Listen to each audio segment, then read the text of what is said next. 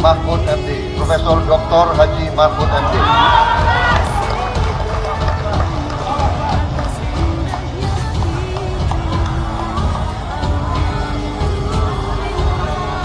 Satu-satu.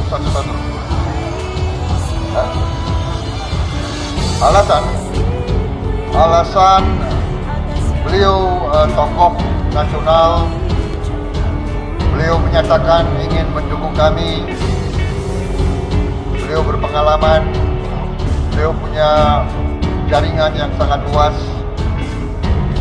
Saya kira beliau akan sudah siap jadi jawabannya Pak Prabowo. Oh siap. Itu di luar itu kalau saya bicarakan. Itu kan permainan bola itu urusan kalau politik, lalu urusan masyarakat nanti lihat semua di situ. Kita belum boleh masuk ke arena ini. Artinya jika dilamar Pak Prabowo gimana Pak? Mau atau gimana Pak? Jika dilamar Pak Prabowo jadi cawapres gimana Pak? Tidak bilang siap atau tidak siap itu nanti belum waktunya. So, ini pertemuan sama Pak Prabowo kemarin berbicara soal apa ini Pak? Ya lebaran juga.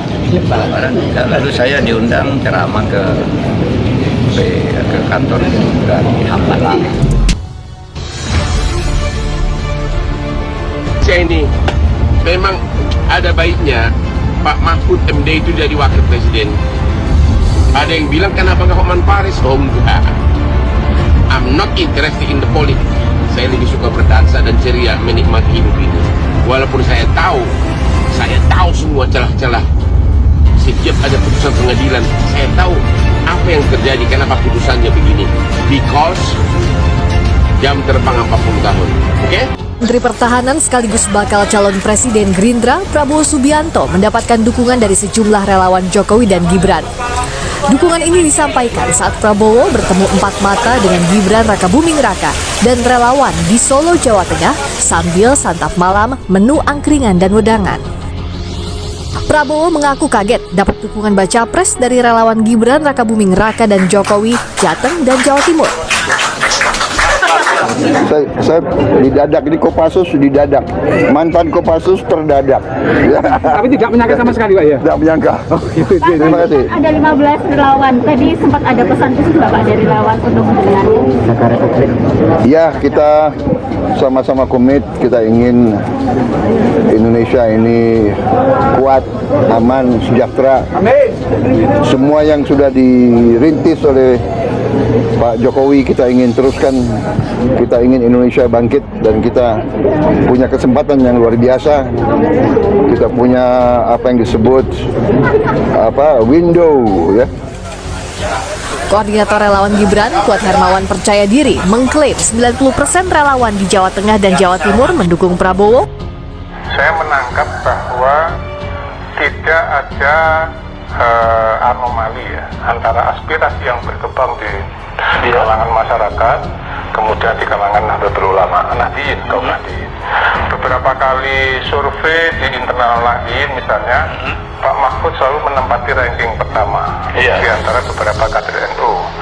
Kita bisa sebut salah satu survei yang dilakukan oleh kawan kita, saya juga tidak kenal, tidak tahu, tiba-tiba ada survei, saya tidak tahu hasilnya.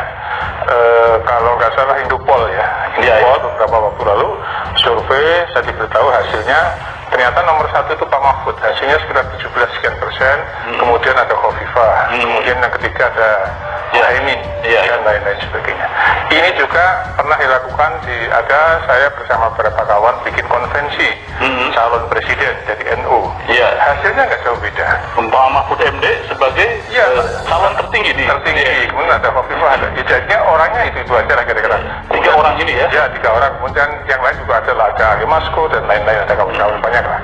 Nah, kemudian ternyata aspirasi harapan yang berkembang di Nahdlatul Ulama di kalangan Nahdliyin ini juga emang dirasakan oleh masyarakat yang lain. Itu tercermin dari hasil musrah. Kalau musrah ini kan tidak hanya NU, tapi masyarakat secara umum. Nah, artinya tidak ada anomali politik antara aspirasi yang berkembang di kaum Nahdliyin dengan di kalangan non Nahdliyin. Musrah beberapa kali yang saya lihat, ini bahkan sudah kesekian puluh kali, yang terakhir akan di Jakarta ini ternyata kemarin yang digelar secara maraton 6 kali, Mahfud menjadi calon wakil presiden paling favorit, soalnya ranking 1 misalnya.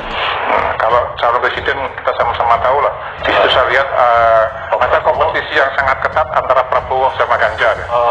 Jadi terakhir ini Pak Prabowo juga agak tinggi, naik terus ya. Jadi dan ini juga sama, kompetisi dua orang itu kan sama dilihat dari survei kan sama. Betul. Survei di tempat lain, beberapa lembaga survei juga menempatkan bahwa ada persaingan yang sangat ketat dan sekarang sedang Prabowo sedang menyalip Ganjar. Dan di Musra juga sama, hampir sama. Nah, Mahfud juga sama. Kalau Mahfud ini kan dia tokoh ya yang sangat populer, apalagi kemarin kasus 300 dia di RDP di Komisi 3 itu kemudian menjadi momentum menurut saya yang membuka ruang kepada publik bahwa mereka tidak tahu siapa Mahfud. Nah, kemudian atensi ini sangat besar. Dan itu sejalan. Cuma masalahnya kan Mahfud ini tokoh yang banyak diharapkan orang, tapi dia belum punya kendaraan yang pas. Nanti kita berbicara kendaraan politiknya. Di era Pak Jokowi, Bapak ini lebih ngeri lagi nih. Menko Polhukam. Bawahannya itu Pak Prabowo, jenderal loh. Itu bagaimana nih? Lebih ngeri lagi. Pak Prabowo tuh saya pernah kerja sama dengan dia. Dia tuh orang sportif. Tidak banyak yang saya kan pernah tim pemenangannya. Tim pemenangannya. Ketika 2014 tim pemenangannya, saya lah ketua timnya. Waktu itu ada perjanjian tertulis. Saya dengan Pak Prabowo, apa perjanjiannya? Saya mau menjadi ketua tim pemenang Pak Prabowo asal satu, saya jaksa agungnya. Saya jadi jaksa agung, saya ingin nih nangkapi orang-orang yang macam-macam ini, saya bilang. Dan saya minta 4 menteri yang saya usulkan ke Bapak untuk diprioritaskan saja. Tanda tangan Pak Prabowo. Masih ada sekarang, masih saya simpan. Masih ada ya? Iya. Kenangannya. Sportif dia. Oke, Pak Mahfud, saya memang itu setuju gitu. Tapi kemudian sudah itu kalah, begitu kalah, saya bilang Pak Prabowo, Pak, udah kalah, sudah selesai tugas saya. Kan masih ada yang ngojok-ngojoi. Perkara Pak ke MK itu curang. Loh, saya bilang tidak ada kecurangan. Saya tahu saya mantan ketua MK. Ada kecurangan itu kecurangan kecil dan semua melakukan. Dan itu horizontal, bukan antar ini. Tapi Pak Prabowo kan dijasa tuh sama orang-orang harus maju. Ada, ya dulu ada kan macam-macam lah yang sekarang jadi pejabatnya ada dulu. Maksudnya Pak Prabowo. Akhirnya saya keluar, saya katakan saya pamit. Karena Pak Jokowi sekarang menang, saya dukung dia. Gitu. Akhirnya ya saya waktu itu tidak masuk ke kabinetnya Pak Jokowi. Saya tahu diri juga, enggak mau lah. Waktu itu ditawari juga. Enggak, saya ketua timnya Prabowo, saya bilang.